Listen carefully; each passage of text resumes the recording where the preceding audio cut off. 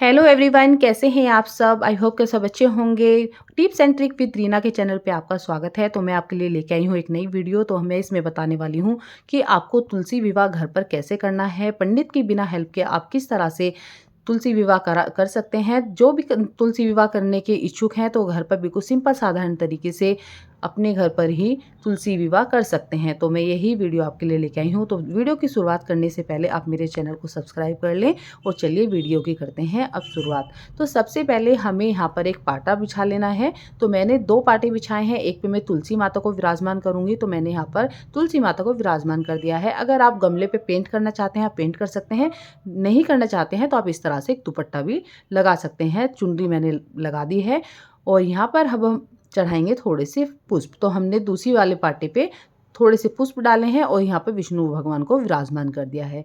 इसके बाद हम यहाँ पर गणपति जी को विराजमान करेंगे, क्योंकि जब भी कोई शुभ कार्य होता है या फिर शादी विवाह होता है तो सबसे पहले गणपति जी की ही पूजा होती है। तो यहाँ पर हमने गणपति जी को विराजमान कर दिया है। इसके बाद हम करेंगे यहाँ पर कलश स्थापना, क्योंकि शादी विवाह में कलश स्थापना करना भी जरूरी माना जाता है। तो आप स्किप भी कर सकते हैं और आप कलश की स्थापना भी कर सकते हैं। कलश के अंदर हमने एक सुपारी डाली है, हल्दी डाली है और थोड़े से तिल डाले हैं, क्योंकि इस दिन चावलों का यूज़ हमें नहीं करना है। तो हमने इसमें तिल डाले हैं। इसके ऊपर हमने एक प्लेट ली है, प्लेट पे भी हमने थोड़े से तिल रखे हैं और यहाँ पर थोड़े से पुष्प डालकर हमने कलश की स्थापना कर दी है। तो इस तरह से हमें कलश की स्थापना करनी है। अब हम यहाँ पर जोत जलाएंगे। तो यहाँ पर हमने थोड़े से पुष्प रखे हैं। इसके बाद हमने देसी घी का एक दिया ले लेना है। अब हम इसको जला देंगे। तो इस तरह से हमारे यहाँ पर दिया जल चुका है। अब हम करते हैं यहाँ पर अपनी पूजा की शुरुआत। तो अब हम लेंगे यहाँ पर एक जल का लोटा और पुष्प की सहायता से हमें सभी को छींटा देना है। जल के अंदर हमें थोड़ा सा गंगा जल भी जरूर डाल लेना है। और हमने यहाँ पर सभी को छींटा दिया है, अपनी तुलसी माता को भी हमने छींटा दे दिया है। और इसके बाद अब यहाँ पर हम चढ़ाएंगे जनेऊ। जनेऊ चढ़ाने के बाद हमें सभी भगवान को कलावा भी अर्पित करना है। कलावा आपको येलो रंग का मिल जाए तो अच्छी बात है। तो यहाँ पर मैंने येलो कलर का ही कलावा लिया है। तो इसी को ही हमें सबको समर्पित करना है। तो हमने ये चढ़ा दिया है और तुलसी माता को भी चढ़ा दिया है। अब हमें एक लाल रंग की चुन्नी लेनी है जो हम तुलसी माता को उठाएंगे।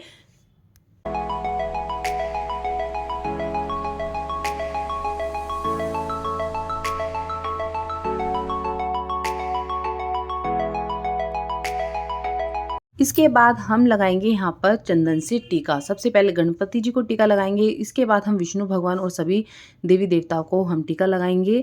शादी में जितने भी भगवान हमारे विराजमान हैं सभी को हमें लगाना है। और इसके बाद हम लगाएंगे अपनी तुलसी माता को उपटन, क्योंकि शादी है तो उपटन तो लगाएंगे ही। तो हमने अच्छी तरह से माता रानी को उपटन लगा दिया है।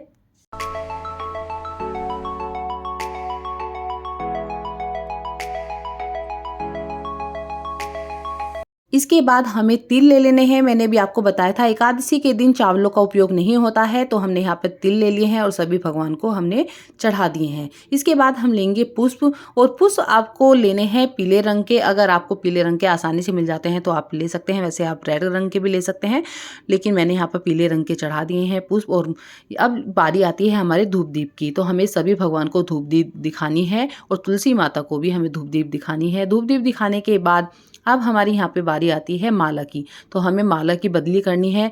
तो हमें यहाँ पर तुलसी माता से माला छुआकर हमें विष्णु भगवान को पहनानी है और दूसरी माला हमें विष्णु भगवान को स्पर्श करा के अपनी तुलसी माता को पहनानी है। तो इस तरह से जयमाला की बदली हो जाएगी। और ये हो गए हमारी यहाँ पर शादी होने के बाद अब बारी आती है यहाँ पर गठबंधन की। तो हम यहाँ पर गठबंधन बांधेंगे। तो हमने चुन्नी के अंदर रख दिया है एक सिक्का और थोड़े से हमें तिल के दाने रखने हैं, पुष्प रखने हैं और एक हल्दी की गांठ रखनी है। तो इस तरह से हम यहाँ पर गठबंधन बनाएंगे। गठबंधन बनाने के बाद हमें यहाँ पे कलावा लेना है और विष्णु भगवान की तस्वीर तक हमें उस कलावे को पहुंचाना है। गठबंधन के बाद अब बारी आती है दक्षिणा की। तो इसके बाद आपको दक्षिणा चढ़ानी है, दक्षिणा आपको नहीं भूलनी है। अब हम यहाँ पर करेंगे तुलसी माता का श्रृंगार।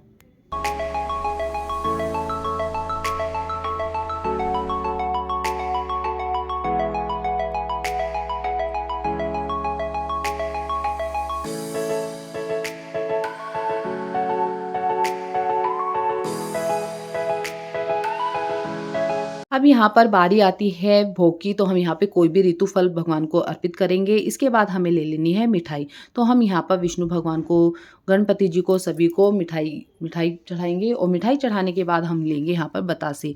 क्योंकि कोई भी विवाह हो तो उसमें खील बतासों का प्रयोग होता है फेरों के वक़्त, लेकिन हम एकादशी की वजह से खीलों का प्रयोग नहीं करेंगे, तो हम यहाँ पे बतासे ले लेने हैं। तो जो हमने कलश की स्थापना की थी उसको भी हम बतासे चढ़ाएँगे और यहाँ पे सारे भगवान को भी हम यहाँ पे बतासे चढ़ाएँगे, तुलसी माता को भी हम भोग लगाएँगे। इसके बाद हम लेंगे यहाँ पर सिंगाड़े, क्योंकि एकादशी के दिन सिंगाड़े चढ़ाना काफ़ी शुभ माना जाता है, तो हमने यहाँ पे सिंगाड़े चढ़ा दिए हैं। इसके बाद हम यहाँ पे करेंगे क्षमा याचना। अगर हमसे कोई भी भूल हो गई हो तो हमें क्षमा करना, और इसके बाद हम करेंगे यहाँ पे मनोकामना पूर्ति के लिए भगवान से प्रार्थना। तो हम यहाँ पे प्रार्थना करने के बाद इस तरह से हमारा तुलसी विवाह हो जाएगा। तुलसी विवाह की विधि आपको कैसी लगी तो मुझे आप कमेंट करके ज़रूर बताना। मैंने बिल्कुल सिंपल साधारण तरीका ही आप लोगों को बताया है, और इसी तरह से मैं आपके लिए अच्छी-अच्छी वीडियो लेके आती रहूँगी। राधे राधे। तुलसी विवाह की ढेर सारी शुभकामनाएँ।